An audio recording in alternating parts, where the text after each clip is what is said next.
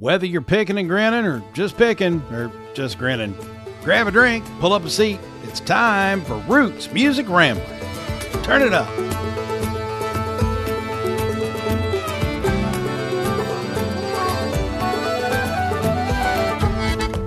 Hello there, Ramblers. It's just me this episode because we are doing another of our Backstage episodes where Frank or I are able to catch up with an artist in an environment that isn't as conducive to our normal, longer conversations. Most of the time, these episodes literally take place backstage. We'll catch 10 minutes with someone on our phone before or after a show, do a quick interview, and we'll try to churn those out as a quick backstage episode here in lieu of our virtual conversations that last a lot longer. This episode happens to be also virtual because I was able to schedule a quick chat recently with Shelby Lore. He's the man behind the Shelby Lore Band, which is based in Northeastern Kentucky in Carter County. That's a little bit more than halfway between Lexington, Kentucky and Huntington, West Virginia if you're traveling east, a little less than halfway if you're going west. I first saw Shelby live filling in on lead guitar for Jordan Lee King, a fellow Kentuckian, a while back. And he was so good and so impressive on guitar that I made my way around to the lobby backstage, wherever he was, to find him after the show. I found him, connected with him, had a conversation there. I soon discovered he wasn't only a fantastic guitar player, but a singer-songwriter on his own, and he has a killer blues rock country blend of a band. So got him on a virtual call here to do a little backstage episode, quick interview one day. Not too long ago, we chatted about his latest single, Memphis, his music that's in the works, playing live, supporting other artists while doing so. I think you're going to like Shelby a lot. Again, this is a short interview and one of our kind of, backstage episodes. So no picking the grinning or pre-interview banner. I'll come back in a bit to wrap it all up. But here's my recent conversation with Shelby Lore.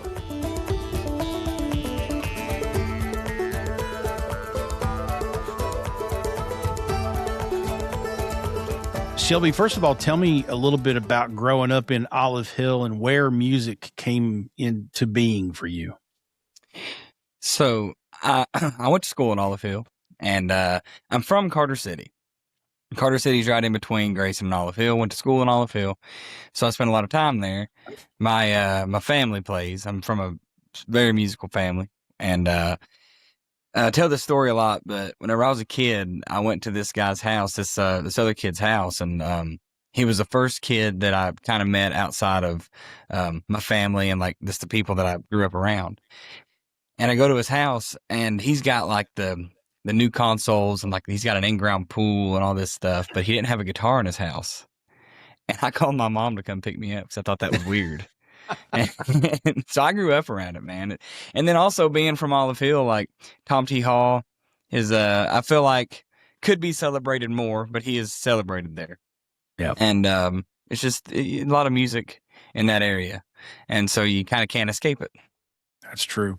When did you... if you come from a musical family, you probably had an instrument in your hand by the time you were 2 or 3 years old. But when did you figure out, hey, I can really play guitar like this? I'm good at this. Whenever I was, my brother and I, he's a very gifted musician too, and we both kind of learned at the same time. And he could play. I remember he learned the intro solo to Crazy Train, and he would play it, and I was jealous. And I remember whenever I learned, I was at school one day, and I was playing Knocking on Heaven's Door, and we had this band room and guitar class and stuff, and me and my bass player now, Tyler, he's my lifelong best friend. We've been friends since we were in diapers, and me and him, we'd always go in there and play, and I was playing Knocking on Heaven's Door, and then it all clicked on why certain things on the neck were what they were. Yet again, I called my mom to come pick me up from school because I'd figured something out, and she did. She came and got me. And wow. And I it was one of those Mom, I don't feel good. And then whenever I got in the car, I was like, I actually, I feel fine, but I learned something. And she was like, don't do this again. But But yeah, so then at that point, I really grasped guitar, and I was like, okay, I think I understand this thing. And then Nice. from then on, I would learn different parts, and then I got my first job with a guy named Dustin Burchett, who he still plays, and I played lead guitar for him. And whenever that band started getting some traction, I realized that this is my job for the rest of my life. There you go. That's good stuff. So you have an album and you have several singles since that album came out. Tell us a little bit about what it's like trying to build that momentum to, earn a living as a band. I mean, I know it's tough. I know there's a lot of road dogging and whatnot that has to happen, but what's it like to try to, and what's the next domino for you? Is it, I got to get in the studio and record another album. I got to open up for somebody big. I got to get a big gig. What's in your mind as you're trying to kind of build this business for yourself? You said it right there, Bill. It is a business. It's hard, man.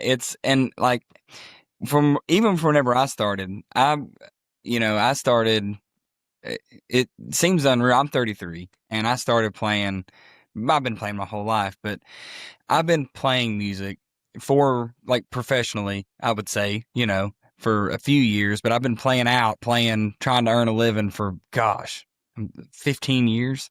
And whenever I was, they used to sneak me in bars to play for people. And,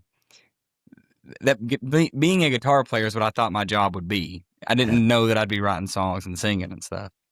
But whenever I first started doing that, whenever I said, all right, I'm going to play original music, and I'm going to try to do my own thing. That's only been 6 years in. And I think that the goal is always, now it's social media. Then years ago, it was just go not be good until you are really good and do that in front of people. And it's a lot different now. Now you gotta play the social media game, which is that's got its perks too. I think that's a great thing to have. But the next step for us is we're always looking for the next show. I still think I hold on to that if you're really good live and you put on a live show and you mean it and you play it like you mean it, then that's what's going to pay off more than anything, because we're in a time where the authenticity, people really want that. So we're always looking to get in front of our audience, find our ears, open up for bigger acts, and that's the goal. That's how we plan on building what we're trying to build. That's a good plan. And it seems like I was really just introduced to you probably less than a year ago. But it seems like the last 6 to 9 months have been kind of almost of an explosion for you a little bit, at least regionally, because I see you getting gigs, opening for Bill Taylor at a nice theater in Ashland. I saw you guys up in Madison, Indiana. And so you're starting to pop regionally. And so it seems like things are headed in the right direction. Do you think so? I think so. Yeah. I believe in it. I believe that what's going on is good. With that being said, you mentioned Bill. Without people like Bill is a huge advocate for us, man. We played opening for him in Ashland, but that next night we played for him.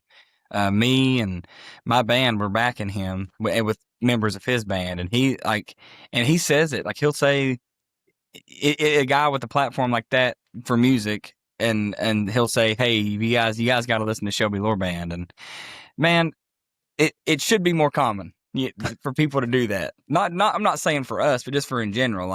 Sure. Around here in Ashland, I host, whenever I'm in town, I host this open mic whenever I'm not out playing. And that whole thing is based around building up the next generation, because we can't do it forever. And the next generation has to do it, or we won't have it. And I think that building other musicians up should be the norm in this business. And sometimes it is, sometimes it ain't. But Bill is one of the kindest people I've ever met, and having people like him helps us a lot. That's awesome. Yeah, I totally agree. Bill's just one of those unique characters. And I guess I've always, so I know, Ashland, it's kind of funny, depending on how far you zero in and zoom in, Ashland is not Huntington. but it's part of Huntington. And I know there's a pretty good Huntington music scene with Kindred Valley and Corduroy Brown and all those guys. Do those two groups mingle much up there? Dude, Alan Corduroy Brown, he's like one of my best friends. I called him yesterday. Like, yeah, Good. oh yeah, we're all buds. Okay. We're playing with him too. I love Alan, man. He's, I say this more than once a week, but like Corduroy Brown says, we're all just doing our best, you know. That's true. That's very true. Yeah, cool, man. It's West Virginia and Ashland, or West Virginia and Kentucky, but yeah, it's pretty close. It's tight knit. Yeah, that's good stuff. Good stuff.